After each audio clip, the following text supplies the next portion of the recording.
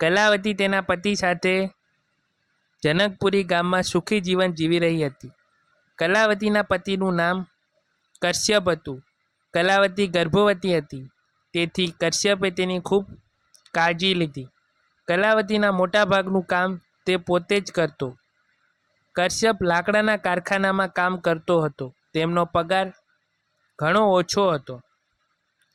ભારે મુશ્કેલીથી તેઓ દિવસમાં 2 વખત ભોજન મેળવી શક્યા હતા, પણ તેને જે મળ્યું તેનાથી તે સંતુષ્ટ હતો અને પોતાનું જીવન ખુશીથી જીવતો હતો. થોડા મહિના પછી કલાવતીએ તેના ગર્ભમાંથી એક બાળકને જન્મ આપ્યો, જેનું નામ વીરભદ્ર હતું. બાળક ઘરમાં આવતાની સાથે જ કલાવતી અને કશ્યપની ખુશીની કોઈ સીમા ન રહી. વીરભદ્રએ ટેકો આપવા માટે કશ્યપ ફેક્ટરીમાં પહેલાં કરતાં વધુ કલાકો સુધી કામ કર્યું હતું. 1 મહિના પછી અચાનક આ પરિવાર પર ભારે સંકટ આવી ગયું.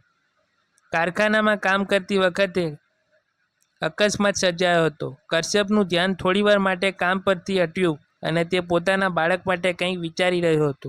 ત્યારે તેની દ્રષ્ટિ જતી રહી અને અકસ્માત થયો. કશ્યપના બંને હાથ મશીનમાં ફસાઈ ગયા અને કપાઈ ગયા. આ અકસ્માતના કશ્યપના બંને હાથ જ નહીં, પરંતુ પરિવારની આજીવિકા પણ છીનવી લીધી. કલાવતી અને કશ્યપ બંને સાવ ભાંગી પડ્યા. કશ્યપે ફેક્ટરીમાંથી થોડા પૈસા મળ્યા, પરંતુ તે પણ ઘણા મહિનાઓ સુધી ટકી શક્યું નહીં. કશ્યપ એક વખત આપઘાતનો પ્રયાસ કર્યો હતો, પરંતુ કલાવતીએ સમજાવીને તેને રોક્યો હતો. બધું તૂટી ગયું હતું. પોતાનું ઘર ચલાવવા માટે કલાવતીએ કામ શોધવાનું શરૂ કર્યું. પોતની ઇમારત બાંધવા માટે ઘણી મહેનત કરવી પડતી હતી. કલાવતીને કામની જરૂર હતી, તેથી તેણે તરત જ ત્યાં કામ કરવાનું શરૂ કર્યું. કલાવતી બાંધકામમાં માટે ભારે ઈંટો ઉપડાવી રેતી અને સિમેન્ટની થેલીઓની રેતી અને સિમેન્ટ કાઢવી અને તેની અહીંથી ત્યાં સુધી લઈ જવી, આ બધા મુખ્ય કાર્યો હતા. કલાવતી વીરભદ્રને પણ પોતાની સાથે કામ કરવા લાગી હતી, કારણ કે તેની સંભાળ લેવા માટે ઘરમાં કોઈ નહોતું. કલાવતી વીરભદ્રને એક જ જગ્યાએ બેસાડીને આખો દિવસ કામ કરતી. જ્યારે પણ બાળક ખૂબ રડતું અને ચીસો પાડતું, ત્યારે કલાવતી તેને નજીક જતી અને તેની સંભાળ લેતી. તે તેને રતનપાળ કરાવતી, તેને ખવડાવતી અને તેને ઊંઘવાનો પ્રયત્ન કરતી. પછી બાળક શાંત થવાની સાથે જ તે પછી કામે લાગી જતી. ધીરે ધીરે વીરભદ્ર 5 વર્ષના થયા. વીરભદ્રના પિતા કશ્યપને અચાનક હાર્ટ એટેક આવ્યો. કલાવતી તેને હોસ્પિટલમાં પણ લઈ ગઈ, પરંતુ ઘણા પ્રયત્નો કરવા છતાં પણ ડૉક્ટર તેને બચાવી શક્યા નહીં. આ ઘટના પછી કલાવતીના માથા પરથી તેના પતિનો પડછાયો ગાયબ થઈ ગયો. કલાવતીએ હાર ન માની. તેણે પોતાના પુત્રને ઉછેરવામાં કોઈ કસર છોડી ન હતી. વીરભદ્ર હજુ નાનો હતો, તેથી તે ખૂબ જ જિદ્દી હતો. માં, મને આ રમકડું જોઈએ છે. ઘણી વખત માતા પોતે ભૂખ્યો રહેતી, પરંતુ તે તેની ઈચ્છાઓ પૂરી કરી શકતી ન હતી. પરંતુ તે તેને ગમે તે રમકડું લાવતી અને રાત્રે સૂઈ જતી. તે પોતે પલંગ અને ધાબળો વિના જમીન પર સૂઈ જશે, પરંતુ તે તેના બાળકને ધાબળાથી ઢાંકશે. તેના પોતાના ડરતા વીરભદ્રની વધુ કાળજી લીધી. વીરભદ્ર 6 વર્ષનો થયો કે તરત જ તેણે તેને શાળાએ મોકલ્યો. માતાએ દિવસ રાત મહેનત કરીને બાળકનું ભણાવ્યું.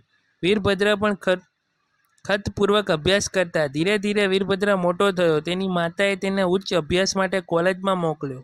થોડા વર્ષો પછી એ જ દીકરો મોટો થઈને એક મહાન ચિત્રકાર બન્યો અને સમગ્ર રાજ્ય અને દેશમાં ખૂબ નામના મેળવી. એકવાર વીરભદ્રને એક સન્માન સમારોહમાં આમંત્રણ આપવામાં આવ્યું. ત્યાં કોઈએ તેમને પૂછ્યું, તમે આટલા મોટા ચિત્રકાર કેવી રીતે બન્યા? તમારી સફળતા પાછળનું રહસ્ય શું છે? મારી માતાએ મને સફળ બનાવ્યો છે. આજે હું ફક્ત તેમના કારણે જ સફળ થયો છું. તેમણે મને આટલું દુઃખ સહન કર્યા પછી ઉછેર્યું. તેણે મારી બધી ઈચ્છાઓ પૂરી કરી. મારા શિક્ષણ માટે રાત્રે જાગતી હતી. મારી માતા મારા ભગવાન છે. આટલું કહીને તે સ્ટેજ પરથી નીચે આવ્યો અને તેની માતાને ગળે લગાવ્યો. સન્માન સમારોહ પૂરો થતાં જ વીરભદ્ર તેની માતાને એક ભેટ બતાવવા લઈ ગયા છે, જે તેણે તેની માતા માટે ખરીદી હતી. વીરભદ્ર તેની માતાને આંખે પટ્ટી બાંધી હતી. જ્યારે પટ્ટી ખોલવાની આવી ત્યારે માતાની સામે એક સુંદર ઘર હતું. વીરભદ્ર બોલ્યા, માં, હવેથી આપણે આ ઘરમાં રહીશું. પછી થોડા વર્ષો સુધી માતા અને વીરભદ્ર એ ઘરમાં સુખેથી અને આનંદથી રહેતા હતા. તેની માતાએ કોઈ તકલીફ ન પડે તે માટે તેણે એક નોકર પણ રાખ્યો હતો.